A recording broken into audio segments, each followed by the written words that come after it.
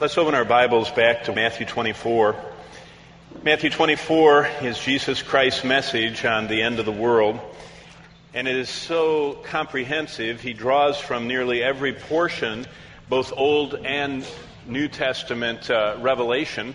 A lot of it is amplified by John in the book of Revelation, and most of his sermon is actually hearkening back to the major and minor prophets that it's going to take us quite a while because there are so many connections. It's kind of like when you're trying to figure out the tangle of cords, in your office or something. They go in so many different directions. To untangle them, you have to take a while and trace each one, and that's kind of how we're going to have to go through Matthew 24. Verse 15 introduces, as we looked at this morning, the man of sin, the Antichrist.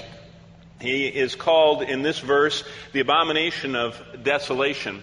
Now, as the end of the world gets closer, the world gets darker. And I want you to think about that as I just trace one facet, and that is how quickly this man can rise to power. And I'm going to use the example of the biography of one of the clearest examples of an Antichrist, and that is Adolf Hitler. Hitler rose from being imprisoned as a political dissident in 1923 to becoming the premier of Germany in 1933 to becoming in 1939 the conqueror of the world in just 6 years, as I mentioned. I mean, it's very rapid how quickly things can happen. At the end of the world, hell will open and the pit will vomit out demon hordes. It says in 1 Timothy 4:1 that in the end of days, people will give heed to demons. Now, when I said the world's getting darker, look at the tone of much of the television programming and the movie content. There is an increasing tone of the occult. Now, they don't call it satanic. They call it forces and powers and visitors from outer space and all kinds of stuff. But all of the powers in this universe, apart from the true and living God, are from the devil. And I want you to think about that when you look at the direction our world is going. More and more of this stuff from the pit. At the helm of the world, at the end, the visible leader will be the long-promised man of sin, the Antichrist, the man I told you with 33 Old Testament titles and 13 or 14, depending on how you count, New Testament titles. But behind him, the real power is the god of this world, the dragon, Lucifer, the lying serpent from Eden. The Bible clearly teaches that we can expect an invasion from the pit in the last days. And that's why, if you slip down to verse 24, the false prophets and false Christs are going to be, notice what it says, having great signs and wonders. Now, I want you now to slip back with me to Revelation 12, because I want to show you the actual site of this event. Because John, a first century man, saw through first century eyes. The book of Revelation is postured in this way. A first century individual, John, is looking and writing down as fast as he can his actual seeing the events at the end. He was actually there as they were happening. That's what the Bible gives you. The Bible doesn't give you predictions of how it might come out. It's an actual first-person witnessing of it happening. It's not like it's going to happen a little bit different. He actually saw the future as it happened. That's what the Bible is. Sometimes we think so much in Tim LaHaye, Left Behind terms that this is how it might be. We don't realize John actually saw it happening.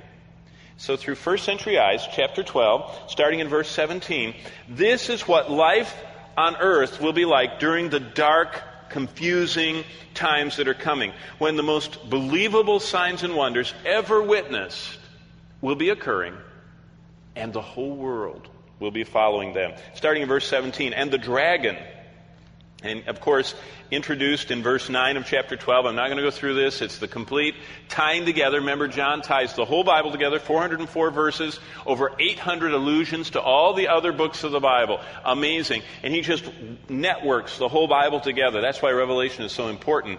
And he, in verse 9, says that the dragon is the serpent, is the devil, is Satan. So, all those pieces come together. So, from the Garden of Eden to the book of Job to the one trying to make Jesus, throw himself down, it's all the same person. And that same person is, verse 17, the dragon. The second most powerful being in the universe after God. Remember that.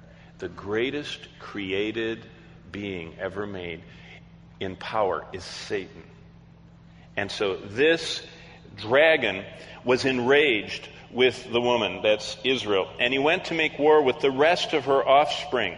That's because the nation of Israel is protected by God during the tribulation. That's between verse 13 and 16.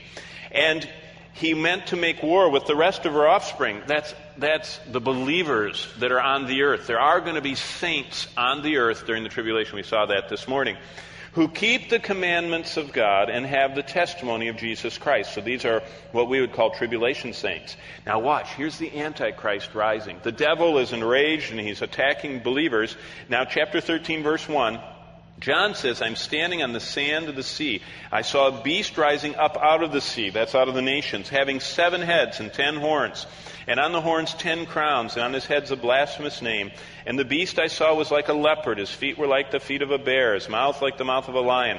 And he goes through this whole description of him. At the end of verse 5, he's given authority to continue for 42 months. We saw that this morning in Daniel. 3.5 years of intense power.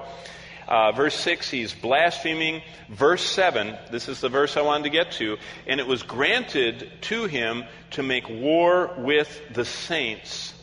Now look what it says. And to overcome them. It's the darkest hour on this planet. The Jews are being driven into this hideaway near destruction.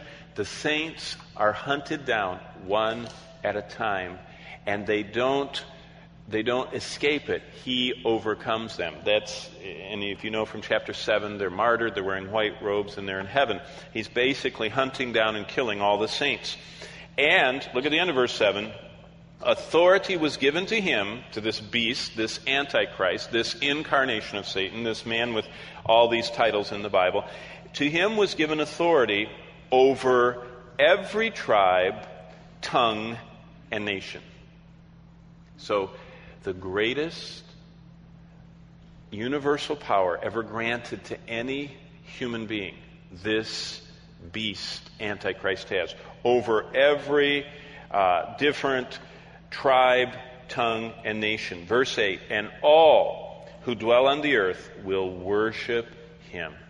Wow. What a dreadful time.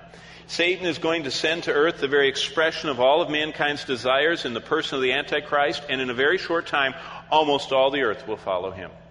Now, we know that the tribulation saints won't.